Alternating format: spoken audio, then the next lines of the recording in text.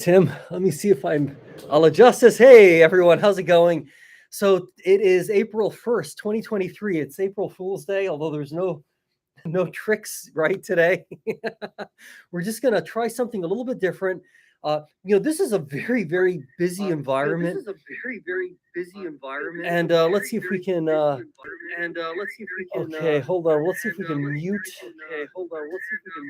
something here that appears. Oh, I see what's going on. See, this is again. These are the rookie mistakes that sometimes occur. All right, great. So now we're able to get back to something that sounds a little bit more like what we were looking for. Okay, so today's April 1st, Saturday night. We had our much anticipated investor presentation this past Wednesday, March 29th. And I know that for me and for I know several other shareholders, including Tim, who I've chatted with, there's an overall sense of optimism. There always, of course, are going to be more questions and answers after an investor presentation like that. So what we're going to do, Tim has a lot of notes, a copious amount of notes that he took. And so we're going to try to kind of systematically work through a couple different big picture items. We are anticipating being able to respond to any questions that might come up. You can just go ahead and post them, and we'll presumably be able to see them. And then in due course, we'll attempt to address them or at least have a conversation about them. We anticipate doing more of these in the future. This was a little bit short notice, but again, we're still trying to work out some of the technology and some of the logistics. But with all of that said, Tim, thank you once again for hosting us. I know that we're in a slightly different environment here. This is a very busy production environment. So thank you again for being very flexible to have us here. Let me turn the proverbial microphone over to you to just kind of get your big picture overall sense of the investor presentation. Did you listen to the whole thing? It's my understanding. I listened to the whole thing focusedly twice, Okay. kind of in parts a third time. Okay. I was trying to pick apart little nuances in the answers. So there are nuances. I will attest to the fact that I will oftentimes replay these investor presentations from past quarters over and over again. And it's amazing to me how you'll hear something that for whatever reason you didn't maybe hear the first time, or that now, like with greater insight and greater context, it's like that one comment really jumps out as being kind of significant or interesting or thought-provoking. So what, from your perspective, were some of the things that maybe jumped out that you think are, just generally speaking, without getting too deep into the weeds just yet, but just overall were kind of interesting?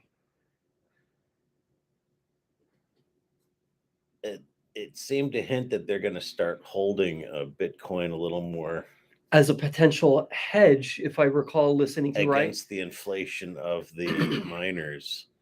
And that's interesting because Bitcoin is then working as what it's supposed to do, and then hedge against inflation.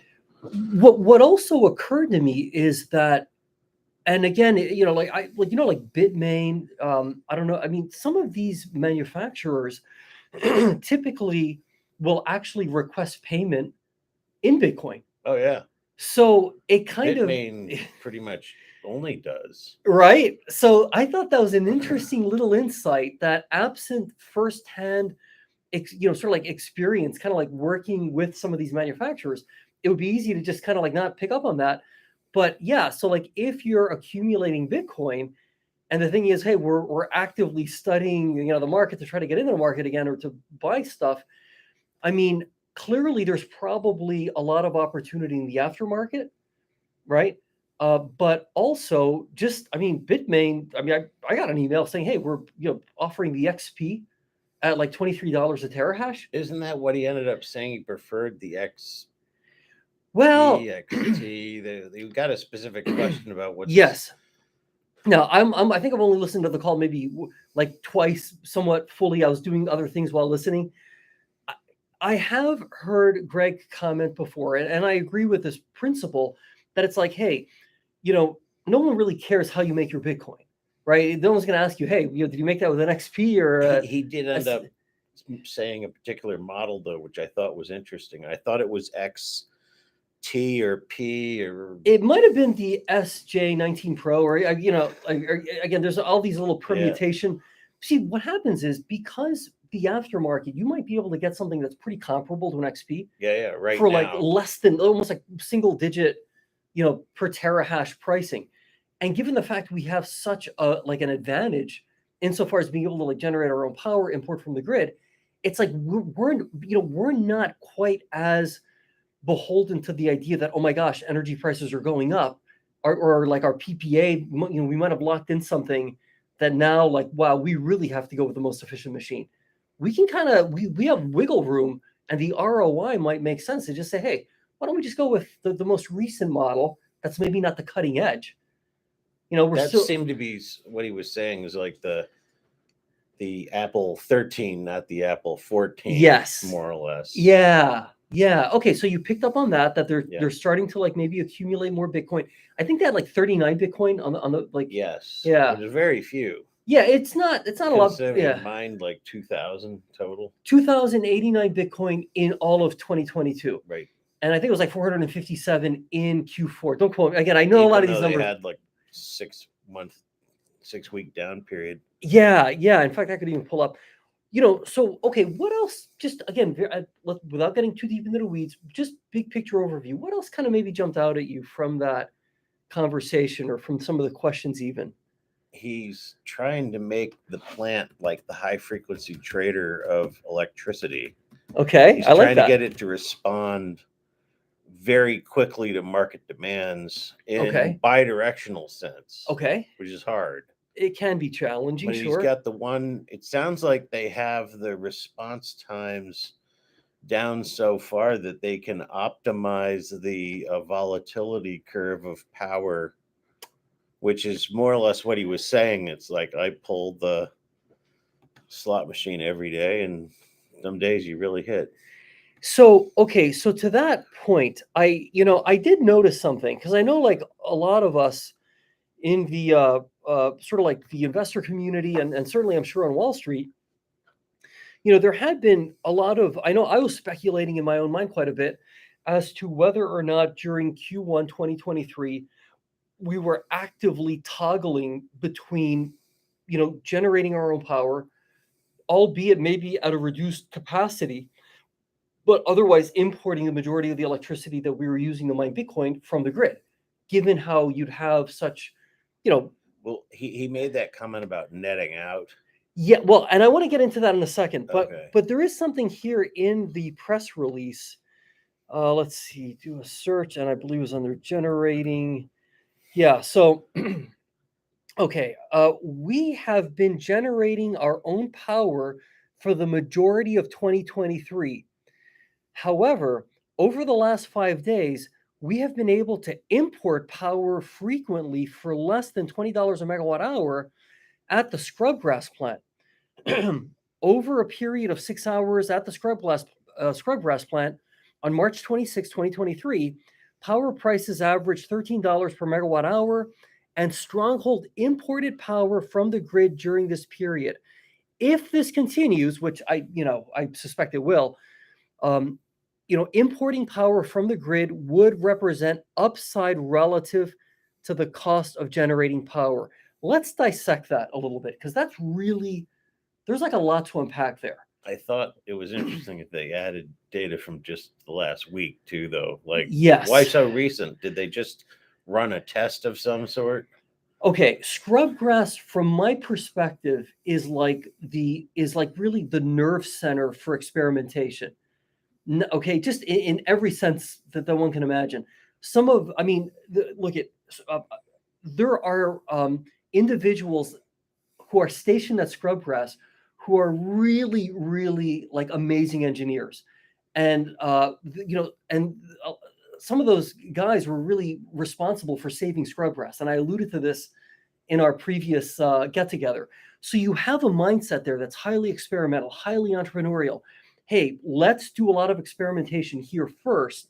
If we can get it to work here, hey, let's roll it out system-wide. Panther Creek can start adopting some of these tools and techniques, right? So The other thing that, okay, and this ties into this because I really want to unpack this. I believe Matt mentioned that generally speaking, like January, February, March, statistically speaking, are going to be the times during the year where the power curve is such that the opportunity to pick up some of those spikes in grid pricing, which I definitely saw happen throughout Q1, ice storms, yeah, anything that takes down power lines is going to stress grid pricing. And so it makes sense in that context. Hey, let's just run our power plants. Okay. We know that we can produce power, right? Our net cost of power is between 45 and 50. Let's just say it's $50 a megawatt hour. Let's just round it up. Okay. So if grid prices suddenly are higher, right, than our Bitcoin price in dollars per megawatt hour, we could shut the data center off in literally seconds, and boom, suddenly we're going straight to the grid. You can't do that though, and this is important to emphasize. If we're only running at like 20-30% capacity on the power plant, yeah, we can't really just zoom up to 100% and then be at like 80. Yeah. And it won't be seconds where you're at 105, 110%. Right. Exactly. You will be supplying a significant portion of your plant's current capacity though in seconds. That seems to be their new tech.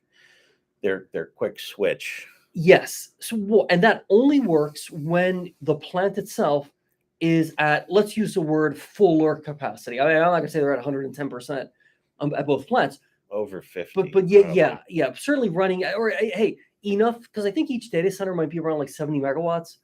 No, I certainly at Panther Creek. It's 80 and 85. Well, okay. Oh, the data center, yes, right? Correct. Yeah, because they have spare 25. Well, that's okay. Yeah, that's a whole other. that got very vague. Yeah, well, we're gonna get into that as well. Okay. Yeah. So it really does seem, and I think this is a mystery that's now solved. Clearly, this idea of, hey, let's import power from the grid, that's obviously on the radar. Like, I mean, it's. I mean, even in the presentation, I thought it was quite remarkable that like there was. I mean, it literally even said like, hey, we can run. I'll just quote this if I find the exact phraseology here in a moment here. But basically, it's like, yeah, going forward, especially April, May, and June, because Matt specifically said, hey, this is now the time of year where ostensibly, generally speaking, statistically speaking, you're not going to get a whole lot. I mean, the power. It's your second calmest period. Yes. Like September, October. Yes. It's probably your calmest period. Yes. Most predictable. Exactly. And lo and behold, that's when we schedule planned maintenance. Right. Which makes sense. So and so again, I 100% support the idea that, hey, if we're truly going to be an energy arbitrage machine, and Matt even used that phraseology, which is a great phrase. I mean, I love using that myself a lot.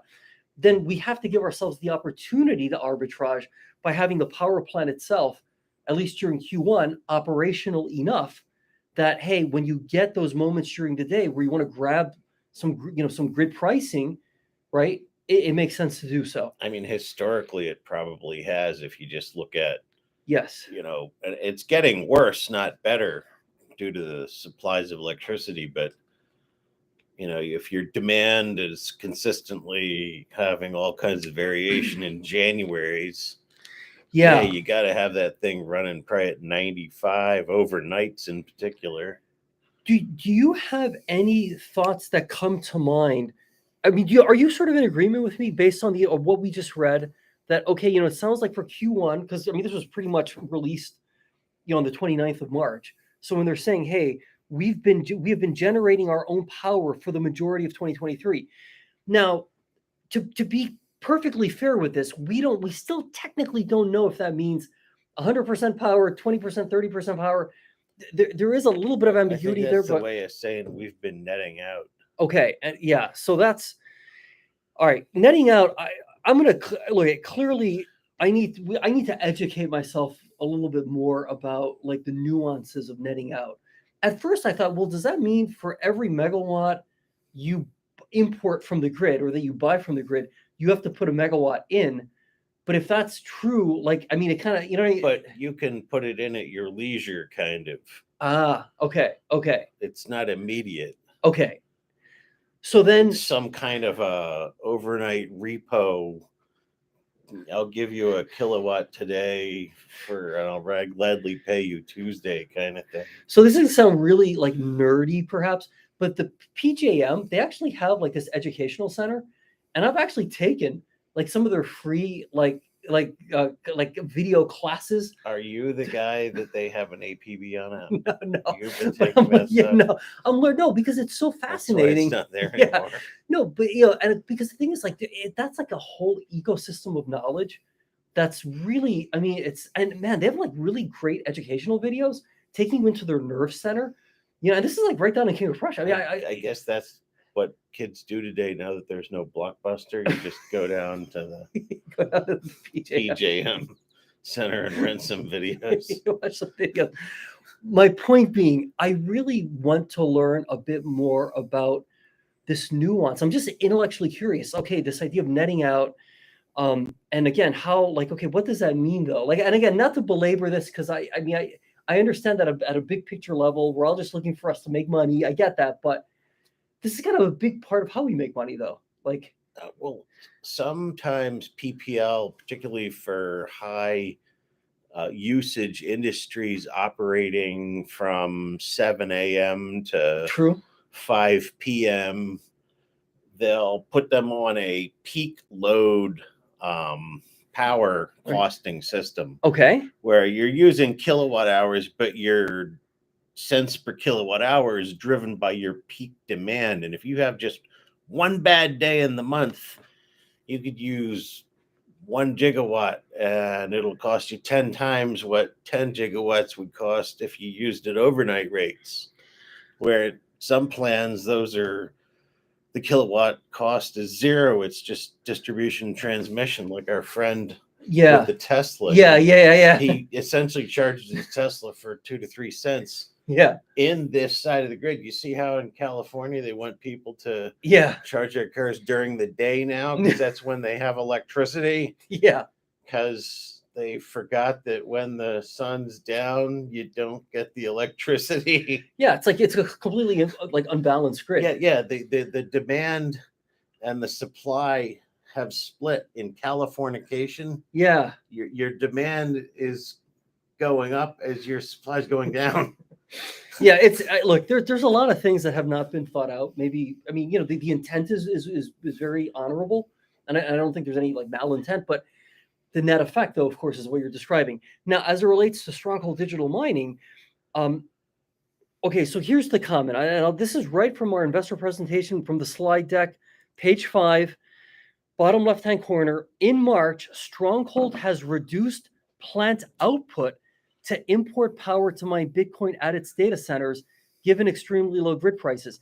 That's the first, that to me is strongly suggesting, again, this idea of reducing your output. Well, yeah, you're still going to reducing your variable costs. He brought up a lot. Yeah. Okay. And so in your another incremental variable costs. All right. And that's a big part of this puzzle, because so Greg mentioned in an interview that aired on January 31st, 2023 with Compass Mining.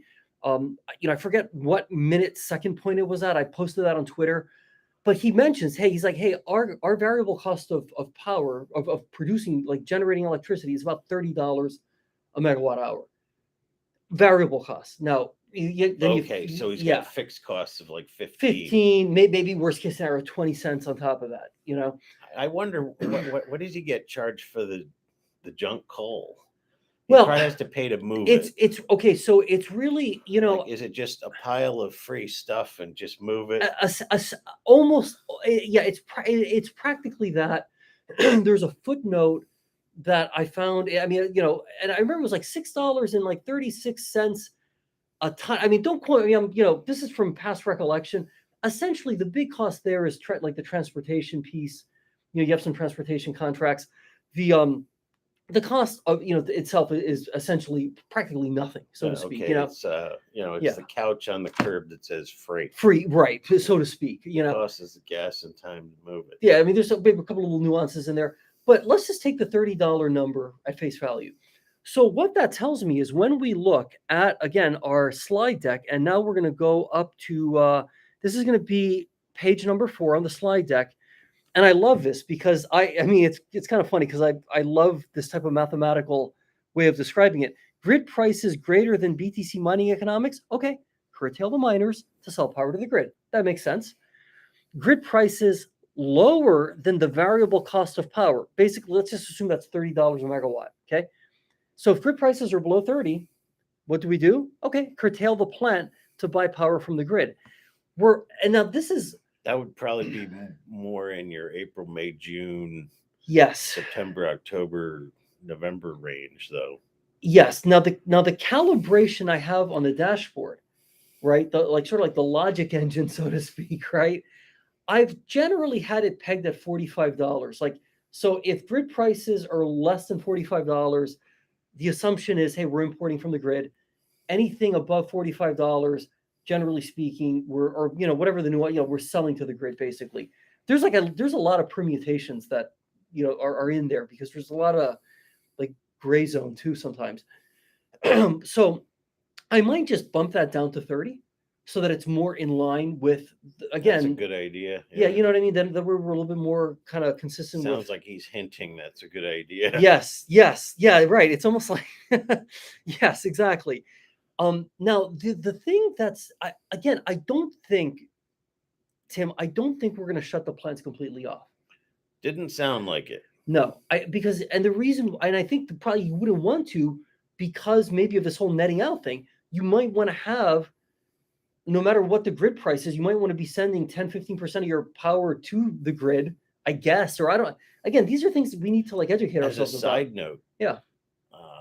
Remember a point within the last 2 years where power went negative for like a day? Well, even recently, yeah. You could net out your power just by using power during that negative spike. Yeah. So you could net out your power consumption with power consumption. It's like we're living in a like upside down world almost, yes. Right? Okay, so in summary, accounting. So in summary, up till now, in 2023, we've probably been running our plants. Probably our net cost of power, let's just assume $50. Okay, we've been using that $50 and then like essentially reselling it for upwards of like 80, sometimes 90. Hell, I even saw it close to $100. So clearly we've been producing some very $2,000. Well, you mean back in yeah. Well, yeah. I meant right after Christmas. No, I mean like Bitcoin price, and I mean like the Bitcoin. Oh, okay. Yeah, and that's all right. So like in other words, so we still have a hugely healthy margin during Q1 2023. I did some math, and we might have adjusted EBITDA. We might have adjusted EBITDA potentially close to 6 million, maybe. That's a little bit aspirational, maybe. They say 5.3. Well, look if we do the math like this, let's assume that we're able to only convert about 100 megawatts of electricity into Bitcoin. Okay, because let's assume he did provide an equation where it was 25 gigawatts would get you yeah, an exahash or something. Well, okay, well that had to do with their excess mining. Right. Okay, that was the equation. Yeah. Well, okay, the nuance there is like some of these miners are more or less efficient than others. I've been using an overall miner efficiency of like 37.64, which average. Yes, and again, it's a fleet average. Yes, and I'm purposefully erring on the side of being a little bit less efficient. I'd rather do that than like be like, oh yeah, we're at 25, and then it's like, we're not. So, point being though, like even if we're turning 100 megawatts, right? Because there's 70 megawatts over Scrubgrass. Let's assume there's only about 30 megawatts currently at Panther Creek. Remember, only at 2.6 exahash of total. Oh, right. You know what I mean? So like for mining. Yeah, okay. Right. For mining only. For mining. This is not capacity. Correct. This is just Correct. mining power. Yes. And for most of Q1 2023, it's all our revenue has been mining. I mean, maybe a couple of little bits, nibbles of the grid, but mostly it's mining. So that would tell you right there what percent the plant's going at. You know what? If you have a calculator handy, it would tell you it's running at 37.5% at Panther Creek. And well, so what I did was, if I could plug in some math here, it's never a good idea to do math in your head live, right? It's almost a recipe for errors. If you do 100 megawatts, right, times, again, let's assume we're at net cost of power of $50, And let's just assume we're selling it for like say $80, okay, like a megawatt. Okay, so it's like a $30 arbitrage. Right. So that's $3,000 an hour. Okay. Now you say to yourself, all right, so let's say 24 hours in a day. Okay. And then like say roughly 90 some odd days in a quarter, that's $6.48 million. Okay. Now look at that's not obviously that's not net. That's going to be your so to speak, obviously it doesn't represent gross revenue because gross revenue is going to be like 100 times the 80, that kind of thing. But I'm just saying, like in terms of like what do we have to really work with? $6.48 million. That to me, that's real revenue. I mean, shit, that could very well approach what I mean. I'm not going to say that's going to be our adjusted EBITDA, but do you see where I'm going with this? That like $30. I think it's being conservative. Let's just say $30 with only 100 megawatts being put through that margin. 90 days, right? That's almost like $6.5 million. So that's pretty thought provoking, In one quarter. Correct. Now that's not in total revenue, to be fair. Like, I mean, if we're talking total revenue, I mean, I don't know, maybe let's see, times 80, okay, 1,000 times 24 times 90, it'll be like revenue, say like 17.2 million, that kind of deal, which could seem a little bit on the low side, but again, I'd rather be on the conservative and then be surprised at the upside than Right. But do you see my point though? Even on revenue of 17.2, we're like our margin is like almost like 6.5 million. Now, right now we're on like debt holiday, we're so to speak with Whitehawk. We're not, so it's not like we're having to necessarily make any mandatory payments. So I mean, as a side note, I was wondering if the way they were presenting on the slides, like, oh, we're talking to this person about this. Okay. Oh, then there's this conversion of, something to penny. Oh, penny warrants, or yeah. Some conversion of debt to equity. It seemed to me like some of the Whitehawk might be some of the debt to equity, as well as the other one they're talking about. Oh, the B&M. I think so. Yeah. Okay. So I want us to get deeper into some of the accounting things as we move along here tonight. But the sequence of presentation, it's like, here we're talking to Whitehawk, and then here's a debt to equity conversion. Here we're talking to B&M. Here's a debt to equity conversion. So it's just like A, B happens, C, D happens. So right. I mean, essentially, like in terms of like, look at the beginning. I mean, to paraphrase here, I'm on page 6 of our slide deck. Okay. Back in February of 2023, okay, the convertible note exchange, we would have had in 2023, okay, we would have had mandatory amortization of about 19 million bucks. That's money we got to pay out, right? So once we then finished up that second Whitehawk restructuring, we went from thinking, hey, we got to pay out $19 million this year, not in one chunk, but on a monthly basis. Remember, we had this setup that we were paying like it was like $2 million a month. I mean, it was kind of it was a sizable amount, but now it's down to zero. So we have no mandatory amortization. So what happens though is there is a sweep. So any amount of cash or right above 7.5 million, if I recall, beginning I think in July, kind of then get essentially it does go to Whitehawk as like for lack of a more precise way to phrase it. That cash or Bitcoin. I do know that that'll cap their Bitcoin number too. Yeah, look, and Greg mentioned this in an interview with CoinDesk. I forget the exact date, but he said, look, this is a great deal for both Whitehawk, for us. Maybe, hey, like, what's the one big concession we had to make? Well, arguably that, hey, if there's like a massive bull run in Bitcoin, Whitehawk's going to be getting paid back. Okay, you know what I mean, in a major way, because of the way it's structured in terms of like, hey, anything over 7.5 million. But think about it this way too. To me, that's like a win-win too. Great, they're getting paid back. We want to eventually pay this off, or at least get to a point where we have even less debt on the balance sheet. So we win because hey, suddenly I noticed, right? You've noticed this too. The more Bitcoin goes up, it seems like all the Bitcoin mining stocks generally move up in sympathy. Except for this past Friday, I was so annoyed to see practically every company that I track, my cell phone dashboard, all of them are up. Some are 8, 9, 10%. and we're down like 4%, 5%. I'm like, this is. Oh, that might have been the conference call bump caused a little decoupling from the market. I get, well, to the downside. Yeah, it was just weird. I don't know. We I still think that we, in many ways, It'll pull up. Yeah. Back to the market. So suffice it to say that, I really do believe. I mean, and look, our management teams. I mean, Matt's an exceptionally great. I mean, all these people are very, very talented. You know what I mean, in their respective fields. So I'm not. I mean, assuming the plants, that all our equipment continues operating, everything's the way it is. We should really have some pretty decent cash flow this year, and we are deeply sensitized to the price of Bitcoin. Right? Like, so in other words, the more that price per terahash, right, that metric that they, our team tends to cite in the presentations, like like our cash flow can really like balloon. The more, right, the mining economics become even more and more lucrative. Yeah, we're so looking for a hot, brutal summer.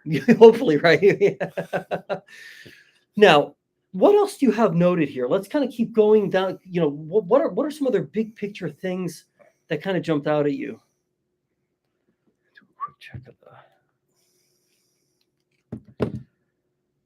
Well, I don't think enough of a deal is made about the shift in June 2022 from the day ahead to the spot market. Okay. Because this goes back to this murky, skunk works project out in Scrubgrass. Do you want to talk about that a little bit? Why don't we get into that? You seem to know about more than okay. Me, yeah. Today I spent quite a bit of time studying. I had to sign up for an account with the USGS. U.S. Geological Survey. Yeah, I created an account and I had to watch some tutorial videos on YouTube as to like how do you sort of like navigate through these systems. I mean, because it's interestingly, the tutorial, it was a great tutorial, it was by a fellow. It sounded like he might have been in what's that part of India you visit sometimes? Is it Bangalore? I forget where. Bangalore. Samir was from Bangalore. Okay, yeah. So I mean, so the tutor, so to speak. Yeah. It's not like, because he was actually pulling up portions of India to like demonstrate. Yeah. I'm like, this is awesome. I mean, talk about like a global, like it's amazing what you can learn on YouTube.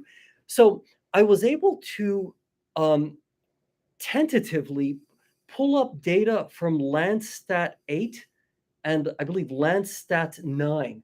Those, I think, are two separate satellites. Probably. And what I'm learning is at least 26 or something. But yeah.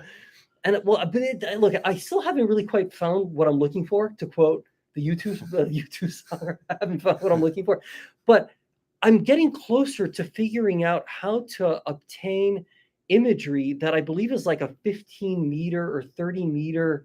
Oh, the finest granular resolution. Kind of like, yeah, like so that you could really see more like precisely. I had to do that for here.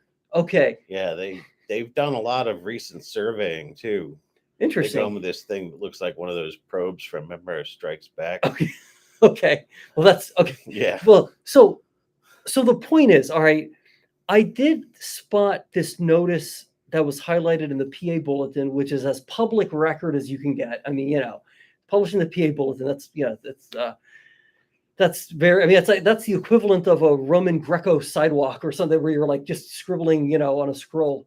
The urinal at Waffle House. Yes, right. That's another colloquialism way of this, maybe saying it. But the point is, all right, so I saw that in it was like November or so. I didn't really start doing a whole lot of research, but it kind of caught my attention. Like, hey, what's this about utilizing, ash to create like a level site for solar, right? Solar panels. And then, the like security fencing. I'm thinking, all right, this can't just be like, at first I thought, well, hey, maybe it's like, hey, great. We're going to have a couple solar panels on the roof, we'll supplement whatever maybe there's one of those trailer offices kind of like near the data center. Yeah, let's have a couple, solar panels up there. No, this looks like it's something much more substantive. Sinister. Well, not sinister, something more substantive. So the only way to really know this for sure is to ideally get like a nice overhead view, right? And I was looking at data from like earlier this month, to try to really, and it's the such monthly snap. I mean, this is what they did for the Cuban Missile Crisis. Look at a little fine grain. Well, it reminds photos. me. Is that a missile? I'm reminded of what I had a childhood friend who got a scholarship, I believe, from the NSA, and he ended up making a career there, even though he only had to work for like 7 or 8 years. Hi. Yeah, right. So you want, but I think to myself, like, is this what an analyst might do? Let's say I'm a junior analyst, or whatever, and I'm like, hey, here's your section of. I don't know about NSA. That's more signal. Oh, that's true. Yeah, this would be more the armed forces with the planes and satellite. Yeah, so it's very more Air Force, Navy, maybe. Okay. Well, anyway, it's Space Force. Space Force. They might be looking the other direction, though. They might be, but it's very intellectually interesting because there's so many different like images to like and types of satellites and this and that. So and again, you get like 2 blocks that are from different. Yeah, different days. I mean, I feel different months even. Well, clouds actually. It's amazing how certain. But again, I still don't think I've found like the type because there's a type of band. I think it's like level 1. I don't know all the terminology just yet, but I did watch on Netflix. There was this documentary about a Malaysian flight that vanished, like kind of like in the thin air, and MH. I forget the 68, or I forget the number, but the reason I mentioned that is because there were then independent research groups that started like scouring satellite imagery of the ocean, and I'm like, wait a minute. If like a random people are kind of like getting like this close-up images of the ocean, surely I might be able to catch a scan of like Western Pennsylvania and get better insight as to like the awesome work that I imagine is taking place at Scrubgrass. Like what's going on? Yeah. So this is highly speculative, but I wonder if there will be some sort of solar power facility there, maybe not necessarily owned by Stronghold, right? This might be like some, they have like 640 some odd acres there. That could be like practically 1 square mile. I mean, I think, right? 640 acres is a mile or some metric to that effect. I think a little more than that. Okay. So, there's plenty of space. So then the question is, all right, well, 25 megawatts. And I started doing some behind the envelope kind of like math. How much space would you need? So, and I don't know, 25 megawatts is like a lot in a way, but not really that much for the like you could probably fit that there. See what I mean? Data center usage or 24 megawatts of plant production. I meant for 25 solar. megawatts of solar. Yeah, like in terms of like how much like at Panther Creek. No, this is all scrubgrass. Scrubgrass. That and again, this is 640 acres.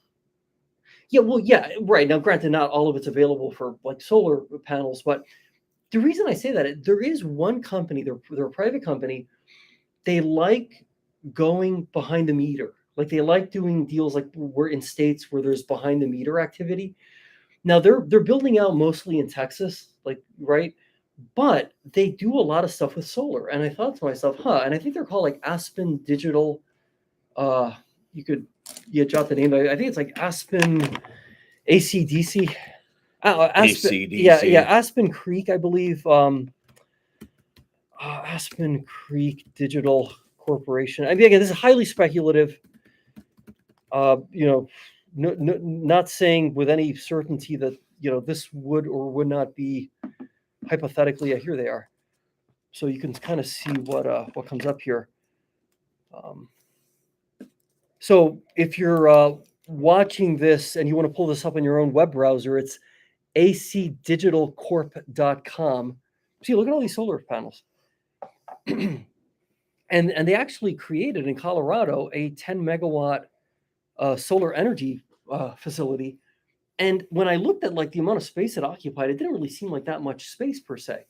And I'm like, if that's 10 megawatts, well, gee, 25 megawatts, that's, you know what I mean? Like it's not that much bigger per se. See, this is not on, again, this might be Texas. I don't know where that image is. Very low cloud section too. Yeah. We're going to have more cloud occultation. Oh gosh, yeah. Oh yeah. Well, I noticed that from the satellites as well. I mean, you're not that far from Lake Erie. there's the lake effect snow factor. I don't think it comes down quite as far as where the plant is per se, but I mean, Pittsburgh can certainly get its fair share of snow. Just west of Pittsburgh is apparently the cloudiest part of the nation. Oh wow! As per a World War study, because they were worried about the Germans flying over the North Pole and bombing us. Oh wow! So the big arsenal of munitions was west of Pittsburgh. Interesting. So here's UCLA, the future of sustainable computing infrastructure. Aspen Creek Digital Corporation is revolutionizing high-performance computing facilities to stand up new renewable energy. Now, again, this is highly, highly speculative, but the only reason I'm so focused on solar is because the PA Bulletin quite literally cited solar. I mean, if it said, hey, a nuclear facility, well, okay, then I would probably be thinking about nuclear, but it specifically said solar. And the nature of, when they talk about like fencing for security, I'm thinking, okay, that sounds like again, not like 10 solar panels to run a trailer so that I can run a computer in there. That, like, it seems like it's a more substantive sort of thing. So highly speculative on my part, but I mean, again, what comes to your mind? I mean, like, what is there anything? Because you heard the call twice, as did I. I know that there was a comment of like, hey, maybe like we may not even like be the ones that own the like. I don't know what the wording they use, but that like was for this 25 yes, gigawatts of capacity, yes, mining infrastructure capacity. And it got real vacuous there. Like, we might not even buy or sell the power in the grid we use it or something. So here's what I'm thinking. So I don't think that includes Texas because they're separated from the U.S. Yes. grid. Well, but this gets like mega grid. So here, all right. So here, again, this is very speculative, but here's what I'm thinking. What if? I mean, I'm just guessing. What if Scrubgrass generating LP, or whatever the legal entity is, right? That kind of like the sub legal entity to Stronghold that owns that acreage.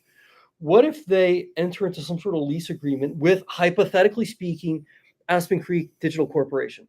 Aspen Creek turns around and actually builds, right? They're the ones that are building and owning the solar panels and the actual energy generation, so to speak.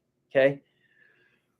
We then somehow contribute this 25 megawatts of transformers and all the stuff that somehow hook into the infrastructure. And plausibly then we also then somehow are the ones who go into the market. We get our own mining machines or whatever that would look like. So yes, technically speaking, Stronghold wouldn't own, you know what I mean? Right? It's not that we built this energy facility. We're not doing that. We're not buying the third plant anytime soon.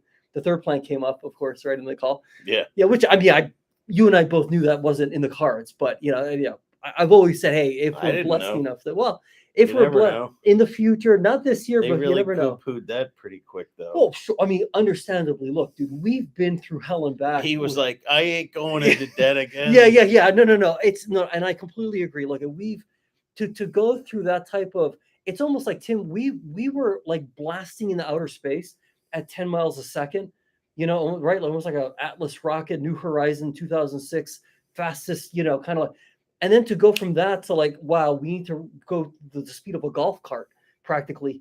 And, shed all kinds of debt and really just try to survive. That's jarring. I mean, just the G-force of that, emotional G-force of that is jarring, So I totally get it. We're not going to lever up to, hopefully Bitcoin goes up. No. Let's let Bitcoin let's let that go up first. Then we can prudently kind of build according to, what makes sense. Anyway, I think at this point, all we can do is speculate until I get some clearer satellite imagery and figure out how to use that, which I, as of yet, do not really know how to use quite as well as I probably could. The whole Landsat 8-9 thing, to see what's really going on. I mean, wouldn't it be amazing if we literally started to see solar panel? I mean, then it's all right, that this is. It depends how often they update. Apparently it's every after the pass, it's there's 6 hours of processing, and then it's like the imagery is available. So it just depends No kidding. where in the globe. I mean, again, I only Yeah, started. they're going north. Yeah, They're yeah. going on a polar Yes. orbit, so they cover the whole planet eventually. Yeah. So and to be fair, like I've only started scratching the surface of this. I mean, it's not like I've devoted, I watched one video. I mean, the easiest thing is you go to like Google Maps and you just look at satellite view, but that doesn't update as, I mean, Every couple of years. yeah, like we need something sooner than that. We might get an announcement. You never know. But at this point, if I had to guess anything at all, based on what was in the PA bulletin, based on the fact that I can't really find too many other companies aside from Aspen Creek Digital. I mean, again, the pure speculation on my part. Maybe they're like a potential partner. They're going to build something out there. Are they affiliated with TerraWolf? I don't know. TerraWolf, I think, is based, out of like, they're part of a company in Maryland, I think. I could be wrong. They just did something at Susquehanna Nuclear, and they have a mention of something else with nuclear and solar. Okay. To be investigated more. In fact, I should add TerraWolf to my little like ecosystem of companies that I sort of like keep an eye on. Yeah. I haven't really, I mean, it's hard enough to sort of keep track of our own company, let alone, but I do like looking for something. comps, it's good. Yes. Oh yeah, totally. All right. So I think we fleshed out that whole 25 megawatt question. Do you have any speculations or guesses based on what you heard in the conference call or just anything else? It sounds like they developed some technology they believe in that they can be used virtually to spin up and spin down the crypto miners anyway. Pretty much, flip of a switch. So, and I will say this, look, yes, solar, I mean, if you leave aside how do you make a solar power panel, any batteries involved, whatever, I mean, if you leave all that stuff aside, okay, solar is not ostensibly doing more harm. Okay, fair. But what we're doing, we're actually fixing past harms in a way, right? When you're remediating these coal piles, I mean, you're actually helping to improve the environment. A solar panel by itself isn't really improving, like harmed portions of the environment. It's maybe just going forward, not making things any worse. Again, assuming you exclude making it worse than the rare earth mines, right? All over the again, the ingredients aren't exactly, but point being, I think from an optics perspective, sure, if we can add to our repertoire, right? Hey, we also have, we generate some of our power, or we obtain energy from a solar source. That certainly can't hurt. I mean, right? It would burnish even further. That'll help a lot in the summer arbitrage season. Very true. Because they probably have more costs just for cooling in the summer too. That is a good point. A lot of air conditioning. Whereas in the wintertime, they could almost sell heating. Yeah. Like a naval base, they have the steam system. And then just run full bore to get the market bonuses. They kept saying too, we want to stay in our own neighborhood. Now that word neighborhood, I mean, like again, that could mean like. Sounds like they're not gonna duplicate this in Oklahoma. Correct. And we know we're not buying a third plant. We're not going to be, buying another. So that's why I think my intuition tells me something might happen to Scrubgrass, where maybe a sublease or some sort of deal where it's like something goes up there and then we can like tap into it as like the customer. We are like not the host, but the hostee, so to speak, if that makes sense. Or an equipment leasing agent. Yeah. Okay. I think we've exhausted that particular topic. Do you have another thought on that, or is that no? Okay. Well, you have so much written down here, Tim. This is it's almost like you. Well, the call was more exhaustive than I recalled it the first time through.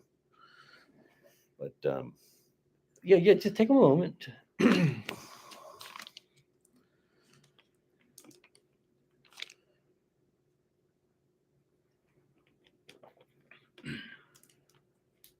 Some note about Foundry. Well, the one question came up. Hey, like, do you anticipate Foundry, or because that's like our primary hosting client? Do you anticipate them increasing the amount of Bitcoin mining machines that they want to host with you? And the response essentially was, well, look, I think it's more appropriate for Foundry, to answer like what their plans may or may not be as it relates to, what they want their hosting capacity with us to be, which is fair. I mean,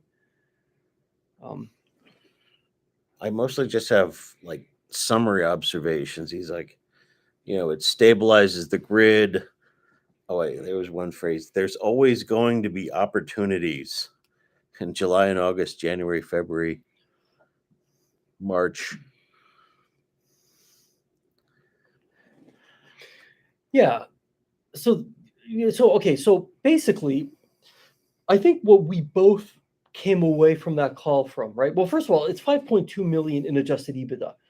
The preliminary number they had put out there was like 4.8. And I was like, oh, okay, 4.8, respectable. Hey, 5.2, pretty good. We definitely clocked in over $100 million in sales and total revenue for 2022. Mined a total of 2,089 Bitcoin. That's respectable.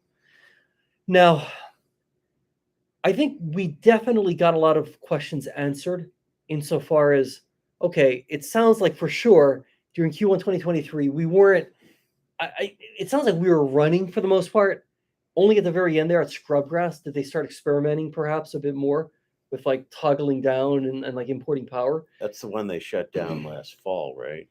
Scrubgrass had a lot of maintenance. I know Panther Creek did as well, but the big bulk of the expense was to really bring Scrubgrass. Because he seemed to kind of gloss over the Panther Valley maintenance, like, oh, that was scheduled. It did its thing. Yeah, something else was going on at Scrubgrass. I mean, I'm grateful that the big parts of our capex are behind us.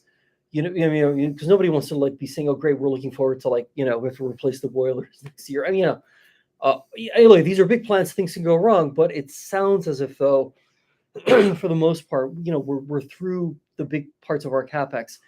There was a comment about actively being in negotiations for, I believe it was like for Bitcoin mining machines. It seems like we're really like on the hunt at this point. And that could us right. Go ahead. Beyond just the Minerva contract. Yeah, because now they seem to comment that they thought that it was the bottom of the used miner market. Yeah, well, that we're still sort of like in the nadir. I remember specifically that word being used.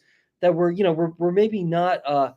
We're certainly maybe not like at the the fulcrum point of that bottom, just because macroeconomically things are kind of and I want to end our conversation with a more of a macroeconomic commentary, but it sounds as if though, I mean, look, they made it clear we're guiding towards 4 exahash by the end of the year.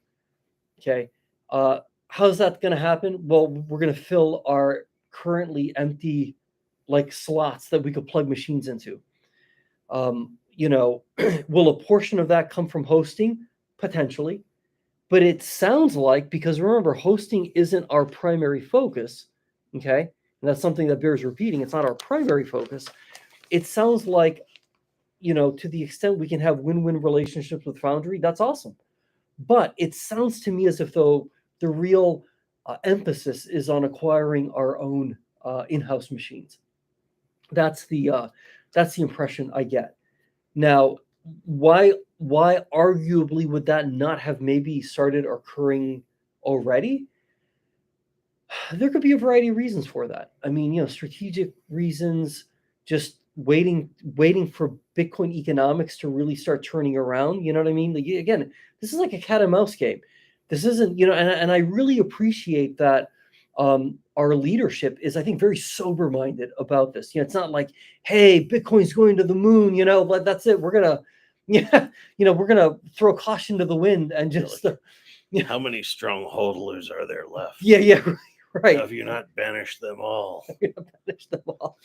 So so I appreciate that this is a very incremental sort of process, and that we're trying to do this in a way, it bears highlighting. So do you remember, Tim, when we gave back the 26,000 miners? I remember, man, there were like, gosh, it was like August. Yeah, there were videos posted, all kind of, a lot of the community, the markets, we got a lot of crap for negative that. press. Yeah, and the funny thing is, that was a great move. It was ingenious. Get the same miners right back at half the price. It was utterly ingenious. I see if I find that one highlighted. It's in yellow highlighting. I'll mention what slide it's on. It's being elusive at the moment, but yeah, we essentially acquired, I believe. Oh, here it is. Oh, no, okay, that's not it. Oh, here it is. Okay. Stronghold has grown hash rate capacity by approximately 1.2 exahash with incremental spend of $5 million, just $5 million, okay, to acquire about 1.2 exahash, right? Since returning 26,000 machines in August 22 to eliminate $67 million of debt. Now, if that's not like pure brilliance, Did that statement make it past gap accounting? yeah, right. Yeah. So, hey, the reality is, though, here's the reality. We can probably get, we could probably close the gap from 2.6 or what, I know that we got a couple more, that's an approximation. It looks like we're going to be getting another 0.2. That's the 1 point. Yes, that's the opportunity. About yes, the 25. Yes. When you look at 25 gigawatts for 1.1 exahash, well, I like that 5 million for 1.2 exahash a lot more. To be clear, no, this 1.1, this relates to just getting back up to 4. The 25 extra megawatts, that's to get to 5. So we have the potential, this is kind of like the sort of behind the scenes here. We might get to 5 exahash. They at some weren't point. clear presenting that, but now that you mention it, that is how it. Yeah, right now we can sorts out. Hey, if I could snap my finger, if I could just say, hey, I'm going to gift Stronghold however many miners are needed to get to 4x, we could just plug those in probably like within a week. Are you sure you want that to be on live? Well, I mean, I'm just what I mean is Stronghold. give the 10,000 miners. Yeah, no, but the point I'm making is that it's like sockets ready to be plugged in. It's almost like there's nothing to build, there's nothing to like power. It's like there, it's ready. So that's where that 1.1 opportunity, that's immediate. That 25 megawatt that could potentially power up to 1.2-ish extra, right? Like let's see, is that the exact number? 1.2-ish, I believe. Again, these can be elusive. Let's see where that's at. Oh, here it is. Okay. Guidance excludes 1 exahash of upside related to 25 megawatts of owned end-to-end data center. And I know it is a little bit kind of like cat and mouse, right? Of owned end-to-end data center infrastructure currently in inventory, waiting to be deployed. Okay. We're sending them to Mogadishu. All right. Now, what's going to propel Bitcoin higher in the next, say, 3 to 6 months? I think we both, because you read The Economist, you read the Wall Street Journal, you read Zero Hedge. I mean, you're really connected to a lot of like news sources. I have my tin hat right over there. Your tin hat, okay. I should put on my tinfoil hat. No tinfoil hat required. All right, look, at the elephant in the room is, and again, this isn't, I want to make something really clear, and I really mean this. The individuals who work day in and day out, from Jerome Powell all the way down to the Federal Reserve, love them or hate them, these people, I think, legitimately do the very best they can with what I think is an impossible mandate. Like it's like you have like a limited tool set, and you're supposed to make everybody happy. You don't need to make excuses for them. Okay, well, my point though is that, again, I think they're decent people, but again, tough job. The end result is that we've created now a stagflationary environment. Yeah, we've created a morass. Unstable banks, kind of a rolling thunder of a slow motion train wreck potentially. Yes. Everything is in place at this point for what clearly would appear to be a simmering banking crisis that's really a financial crisis. I mean, it's, we're saying banking, but I mean, banks are the financial system. By some estimates, there are more than just a handful of banks that are upside down in their bond portfolios. Now, as more and more of them attempt to maybe rush to the Fed window, so to speak, to trade them in for $1, right? It's like full parity. Well, suddenly the Fed balance sheet is going to start ballooning. So with one hand, we're no longer quantitative tightening, right? We're not selling the 8 some odd trillion. We're in fact galloping towards 9 trillion. So with one hand, we're expanding the monetary supply.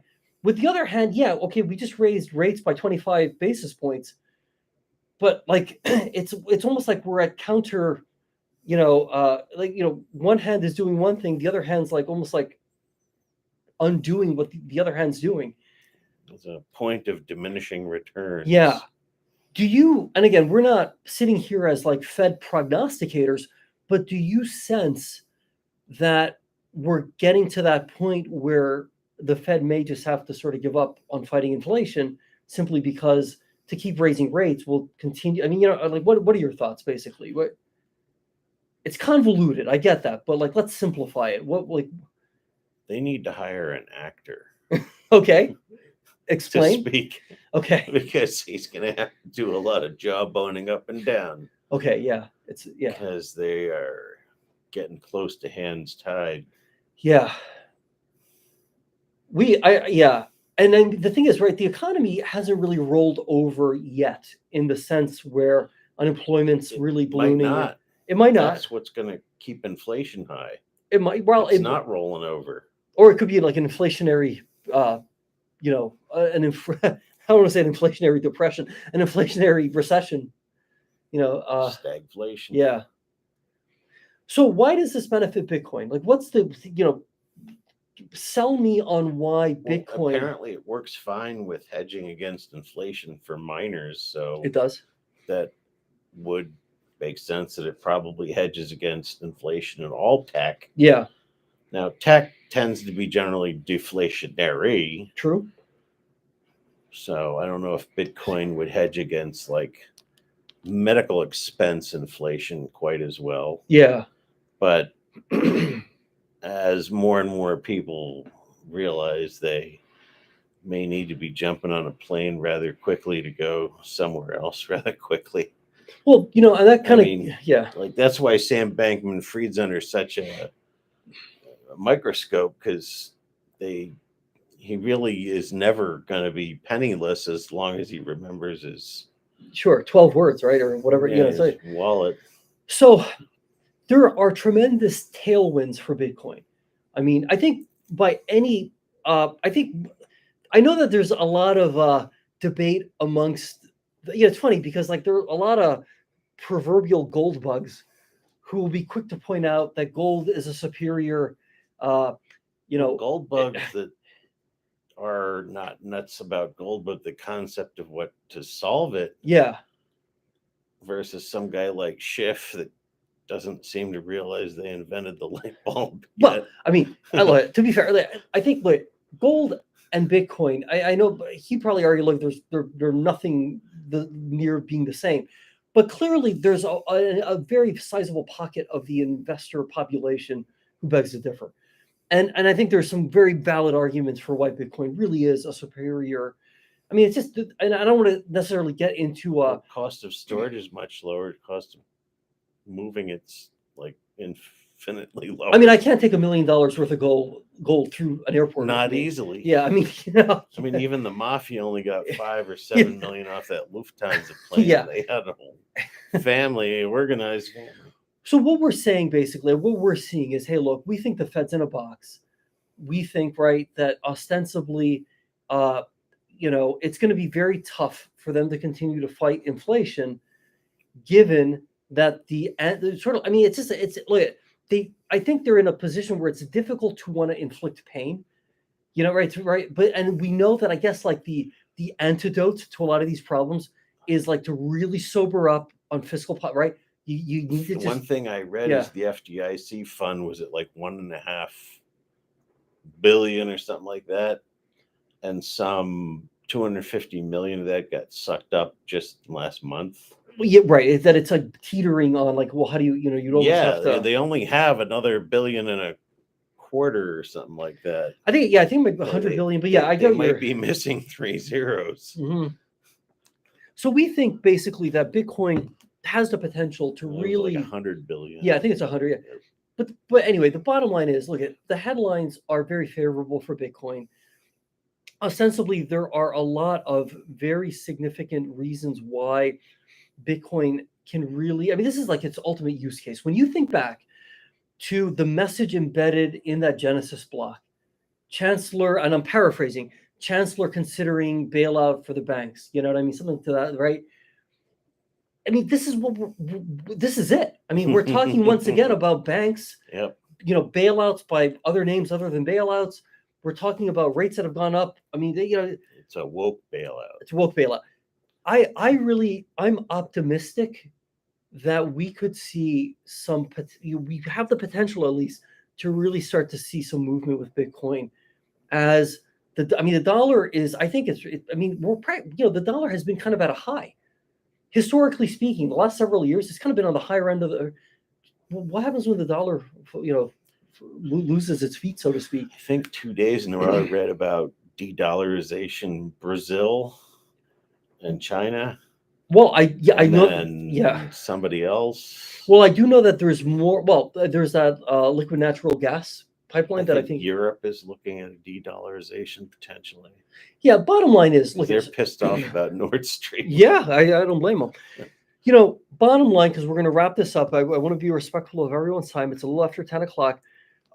Would you agree with me that Bitcoin, we think, just strategically speaking, is sort of like at a really interesting point right now, where the upside really does seem to be quite the upside case has more plausible scenarios than the downside case. I mean, down is just going to be base building.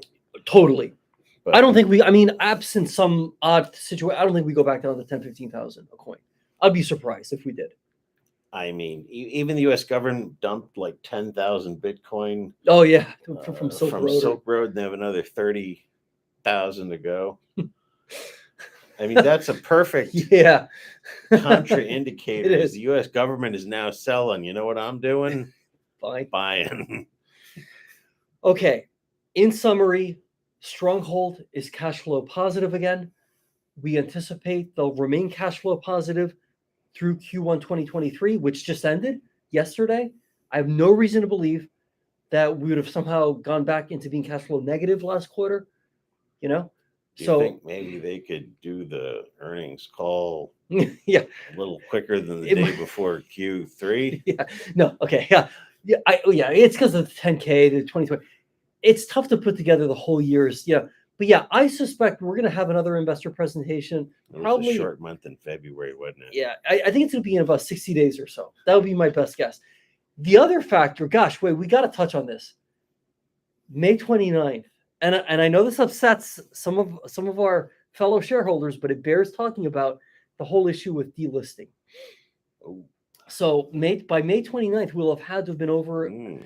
We'll have had to have had a minimum bid price of $1 for at least 10 days by May 29th. It's looking mighty interesting. So I'm on record to say they're going to do it. Okay. Although, I mean, we're heading in the right direction. Wonder how they'll do it in 2 months. Yeah. I will say this, for all the talk of dilution, when we really think about the word dilution is the solution to poor valuation evolution. That's a good one. Well, I will say this. I think the dilution is the solution to potentially getting more shareholders, right, in the owner's box, in the sense that, okay, look, let's look at it from the positive end. You have some really noteworthy entities that are now shareholders of Stronghold Digital Mining, right? Who said, okay, hey, we'll substitute debt that's owed to us or money that's owed for shares. From my perspective, if you're a hedge fund, if you're a private equity firm, you as a principal at that type of firm travel probably in a social circle, a professional circle of other people that are in private equity, other hedge fund managers, stuff like that. I mean, hey, you benefit even more arguably than the retail portion of the owner's box, right? By having the price of Stronghold Digital Mining stock go up. Well, we're a small company to begin with. I would argue that we're completely obscure in many ways as it relates to like Wall Street, so hey, if you're a principal in a private equity firm that now suddenly has a bunch of Stronghold Digital Mining stock, think about ways in which you can kind of bring up the topic of, hey, this is one of the reasons we chose to take equity. We think this company has a really awesome, future here, and these are the reasons why. I mean, and I'm saying this vaguely as but like those of you who have acquired shares, if you're watching this, this is the opportunity to start really advocating for the company amongst not only your social circle, but also your professional circle, who could be professional money managers. Now, a lot of funds might have rules. Hey, we can't really buy stock if it's under like a buck. There might be, it depends. Yeah. Or not listed. Yeah, you're right. Yeah, or anything under $5 could be an issue. It depends. Not all firms are like this. But where are the Hunt brothers when you need them? Right. So, the flip side, if we end up going through with the reverse stock split, well, okay, if the stock's now like $6-7 a share, it might open the doors to more participation. But my point has been that we as owners collectively, whether you own one share, 10,000 shares, 100,000 shares, a million shares or more, we all have a role to play in kind of like really spreading the stronghold gospel, so to speak, So, and that's why we do these videos. I mean, we like talking about this. You never know, somebody watches, or like, hey, this is really interesting. I'm going to do my homework. Wow, I did my homework. This is great. I want to get involved with this name. And that's awesome. We're not here to tell somebody what to do, but at least to introduce them to the idea that, hey, Stronghold Digital Mining may very well be a good way to play, the appreciation of the price of Bitcoin, like a sort of like a leveraged energy arbitrage way to do it. 29th Memorial Day? It might be. I think it is. So they get till the 30th. We might get a grace, 1 day of grace period. I hope that's not a triple witching option week, just the prior April 28th. Well, listen, Tim, we've gone for about almost 11 hours, 1 hour and 11 minutes or Make so. it 12. Let's make it 12. Thank you so much again for hosting us here. And this was a great conversation. I didn't really see any questions, and that's okay. It's sort of like an odd time of night.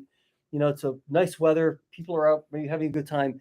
We had a really great time doing this, and this video will live in perpetuity, so to speak. So folks can chime in the comment section. So yeah, if you have any insights or questions, post them in the comments. Otherwise, have a great rest of your evening. Have a good night. Good night. Okay, let's see if this ends. Okay, we're going to end the stream. All right, thanks again.